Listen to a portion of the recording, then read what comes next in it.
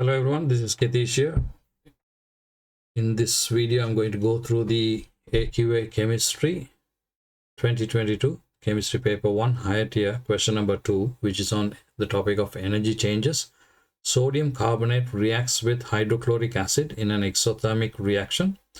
This equation for the reaction is Na2CO3, which is a solid, plus 2HCl aqueous produces 2 NaCl aqueous solution plus CO2 gas plus H2O liquid. Now, a student investigated the effect of changing the mass of sodium carbonate powder. Let me read that again. A student investigated the effect of changing the mass of sodium carbonate powder on the highest temperature reached by the reaction mixture. Now, because it's a exothermic reaction, what's actually happening? Heat or energy is given out, right? So let's say heat given out. Now, the amount of heat depends on the amount of sodium carbonate and hydrochloric acid that you're using. So the more you use any of these two reactants, the more heat that is going to be produced. So changing the mass of sodium carbonate. So you're trying to change the mass of sodium carbonate. And that is your independent variable that you're changing. Now the heat given out, you will need a thermometer to measure it. And that's your dependent variable.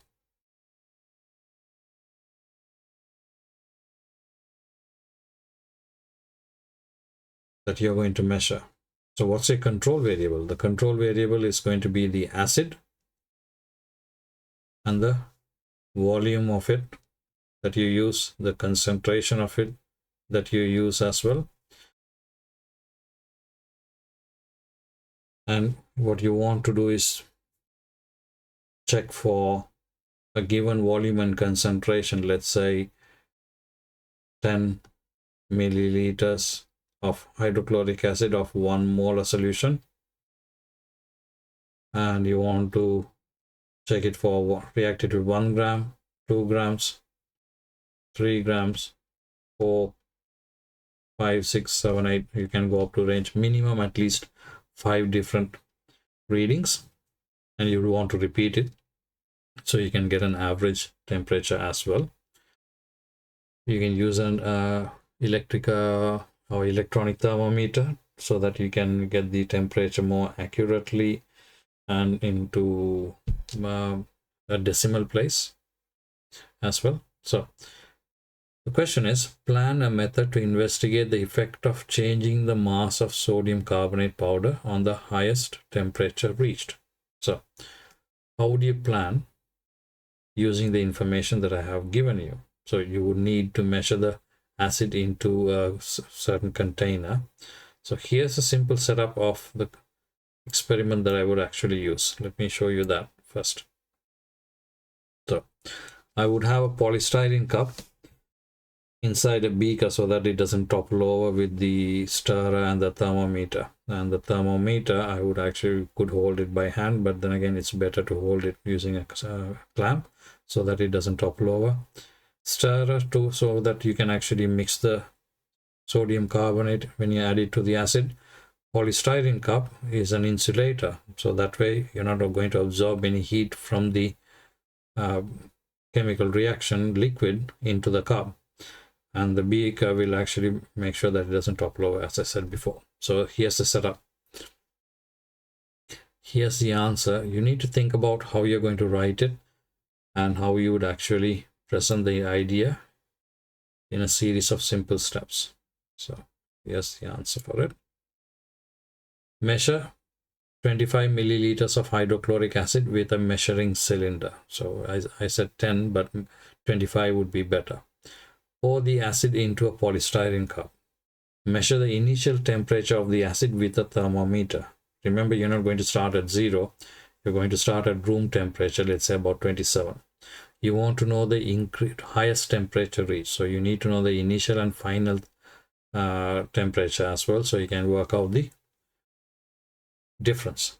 Number 4, add a known mass of sodium carbonate. So you could start at 0.5 gram, measured using a balance. So every single step you need to make sure that you're identifying the correct equipments that you're going to use. Stir the mixture and measure the highest temperature reached. Repeat with different masses of sodium carbonate. So at this stage, let's say it went from 27 to 30, you could stop to add new acid, and then instead of 0.5 you would add 1 gram, or you could, on top of it, you could add another 0.5 gram, but I would actually just repeat it every single time, although it might be a bit longer. So but the marking scheme accepts both methods. That's why I've said here, repeat with different masses of sodium carbonate or add successive masses of sodium carbonate to the same mixture. So when we say successive, you're adding 0.5 every single time. You're finding out how much it actually goes, the highest temperature, and then you add another 0.5 more. So this is the same temperature, it'll just keep on increasing in temperature. Same mixture will keep on increasing in temperature. Repeat the whole investigation.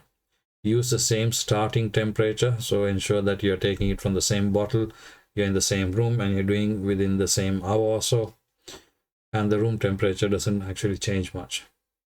And finally, use the same volume and concentration of hydrochloric acid each time, because they are controls. Figure 3 shows a line of best fit drawn through the student's results. So as you can see, highest temperature reached by the reaction in degrees Celsius on the y-axis, which is the independent variable. So remember, the dependent variables always go in the y-axis. The mass of sodium carbonate in grams, and they've gone up in 1 gram increments. So that's your independent variable.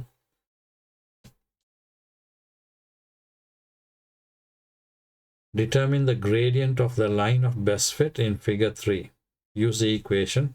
Gradient equals change in highest temperature, change in mass. So what's the change in mass? The mass is gone from 1 to 5. So the mass change is 4, isn't it?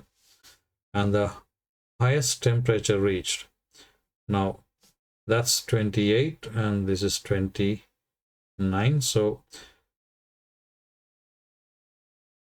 5 boxes for 1. So 1 divided by 5 is 0.2. So each box is a 0.2. So that's 6 boxes. That's 28.6 degrees Celsius. And this is 22.2 degrees Celsius. So the change is 28.6 minus 22.2. That'll give me 4 and 6. So that's 6.4, and the mass is 4. So give the unit. So gradient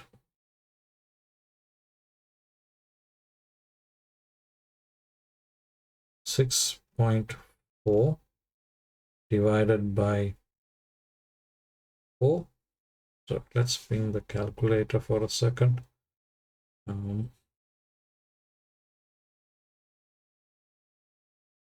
So I'm sorry, you can't see the calculator here. 6.4 divided by 4 should give me 1.6. So our gradient is 1.6. 1.6. Highest temperature reached is temperature reached is in degrees Celsius. We are dividing that by in mass, which is grams. So the unit is going to be degrees Celsius per gram.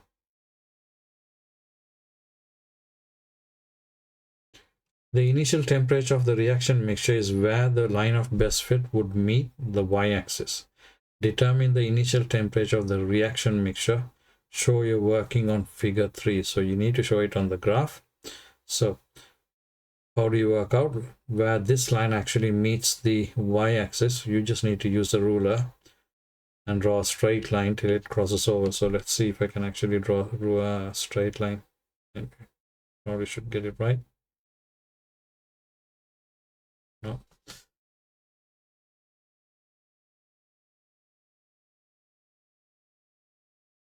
There you go. And I think it's crossing at 20.4 or slightly above. So I'm pretty sure they will actually accept a range. So marking scheme actually says 20.6. So my line was slightly above. So let me show you the marking scheme. Extrapolates line to the y-axis, allow a tolerance of plus or minus half a small square. So it could be 20.5. So 20.4 is certainly wrong then, or 20.65 or 20.7, isn't it? Yeah. So the marking scheme is answer is 20.6. Oh, where did that go? There you are. Right. Question number 2.4. Another student repeated the investigation but added sodium carbonate until the sodium carbonate was in excess. Now, if you're adding sodium carbonate in excess, that means eventually all the acid is going to be used up. So what happens then? Then your temperature is not going to rise. It doesn't matter how much you add after a certain amount. Which sketch graph shows the results obtained when sodium carbonate was added in excess? Not A, because it's not going to increase and then suddenly increase further. It's not going to keep on increasing. It's going to increase and then reach its highest point and then stay the same. So the answer is C.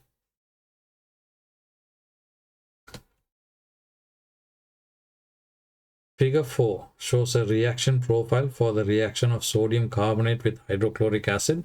So you've got reactants at the start and products, and there's an energy drop, which is the Y. What do labels X and Y represent on figure 4? So on X, that's the energy of the reactants and the products. The Y is the overall energy change when the reaction actually takes place between the reactants and the products. Or you could say delta H if you were writing an equation, remember. How does the reaction profile show that the reaction is exothermic? Use figure 4. Now, how do you know it's exothermic? The products have a lower energy level than the reactants. So level of products is below the level of the reactants, or you could say the energy decreases overall. That brings us to the end of question number 2, and I will see you in question number 3.